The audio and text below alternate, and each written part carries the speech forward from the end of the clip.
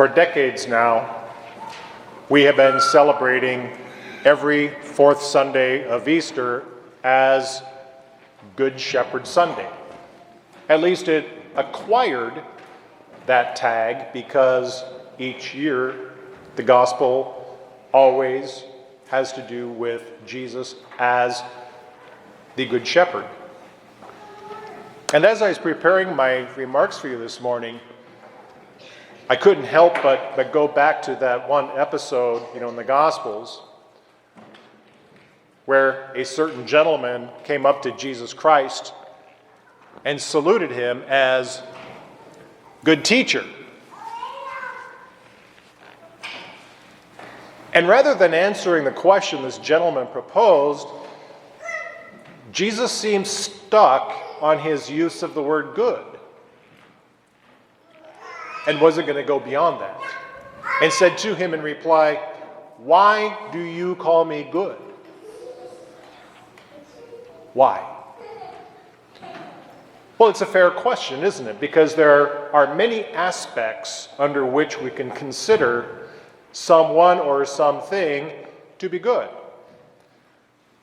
And if there's anything we learn from the Gospels is Jesus Christ being the truth certainly has, a great interest in clarity.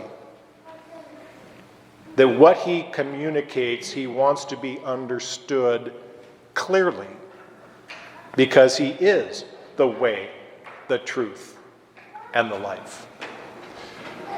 So how do we understand the word good?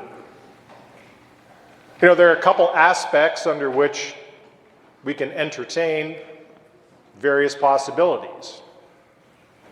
There might be one aspect of good that we identify with beautiful.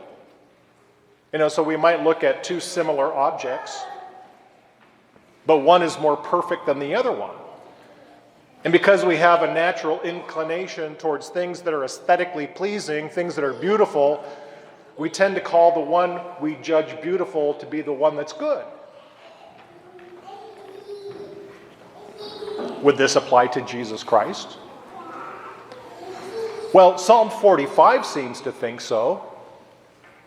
Psalm 45 refers to Jesus Christ as being the fairest, the most handsome of the children of men. But is Jesus Christ saying in today's gospel, "I am a handsome shepherd"? Well, be that as it may, that's probably not what he's talking about. So what other aspect of good are we asked to consider? And it's this. I know all of you were super duper paying attention during the opening prayer of today's Mass and are still ruminating over every syllable. Good Shepherd Sunday.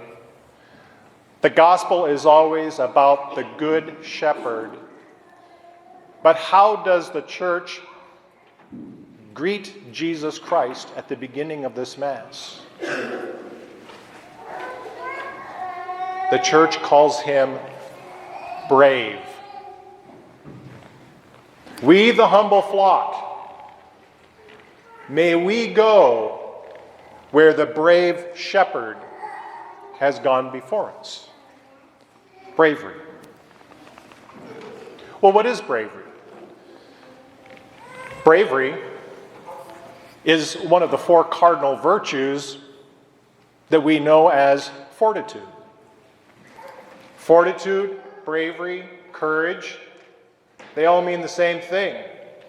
They're all interchangeable. But what is fortitude? Well, just as a quick refresher, fortitude is the virtue that enables us to overcome our fear in order to obtain the difficult good. To overcome our fear in order to obtain the difficult good. Now, I perfectly understand that definitions are quite abstract. So let's use a quick illustration. a fireman runs into a burning house to save a baby. That's fortitude. That's bravery. That's courage.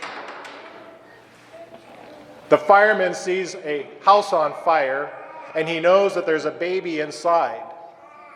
Is he afraid to enter that house? I certainly hope so. If not, we could probably argue whether or not he's human. But what does he do? Despite the fear, because of his knowledge of the danger, nonetheless enters into that house to rescue that baby, the good. Overcome your fear to achieve the difficult good.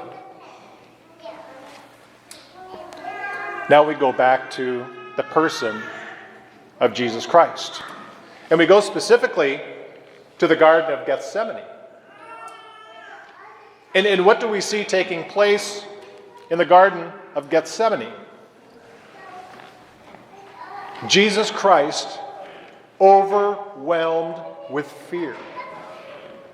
Overwhelmed at the thought of how difficult the good he must do is going to cost.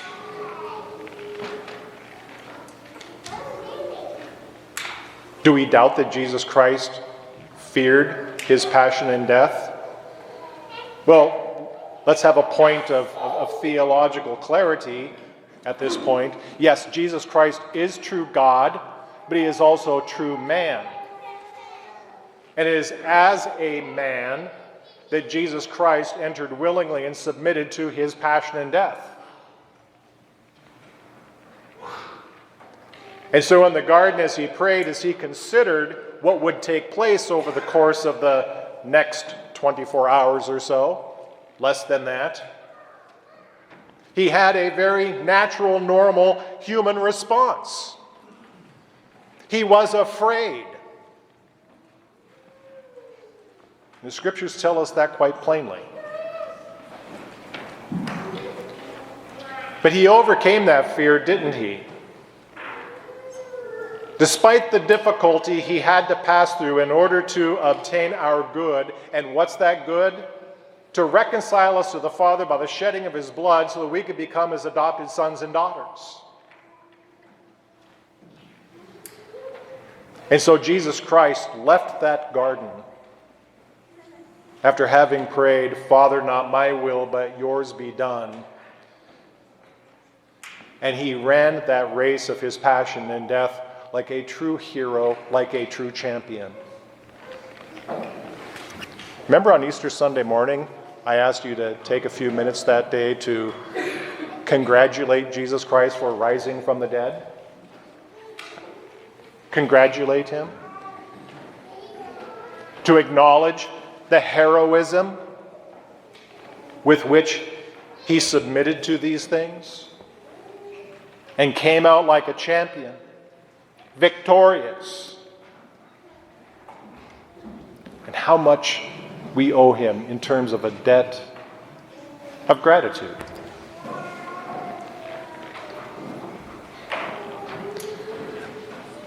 Fortitude. There are lots of things in this life that are hard. And the thing that I always, you'll find interesting and never, fails to amuse me is that even though the world is filled with difficult things and we're willing to overcome all those difficulties, it seems like there is nothing harder than being a Catholic. My goodness, the excuses of how hard some of the disciplines, the teachings of the church can be. And so someone might, for example, complain that the disciplines of Lent are too burdensome. They're too difficult. I can't do them. But they would move heaven and earth to get tickets to see Lady Gaga. And what's the difference? What's going on? What has to do with the things we love? What I'm going to suggest to you is that there is a direct proportion between fortitude and the things we love. That when it comes to something we truly love, there is no fear, there is no difficulty that we consider to be an obstacle if that's what we want. And we will move heaven and earth to get the things that we desire. And we all know this, because we do it all the time with regards to the things in this world that we desire, the things that we want. But when it comes to the things of heaven, we suddenly grow weak and faint. This is too hard. This is too difficult. I don't think I can do this. And so it has to do with being very intentional in our life of prayer, of cultivating a greater and more profound love for heaven. It is our supernatural destiny. Right? It is our supernatural destiny. And how do we go about that? Well, we go about that by looking at the love with which we were loved. And this is how I'd like to conclude, to give you a point to seriously ponder, consider, and take interiorly as deeply as you possibly can. Is that we look, if that what I'm proposing is true, that there is a direct proportion between fortitude and love.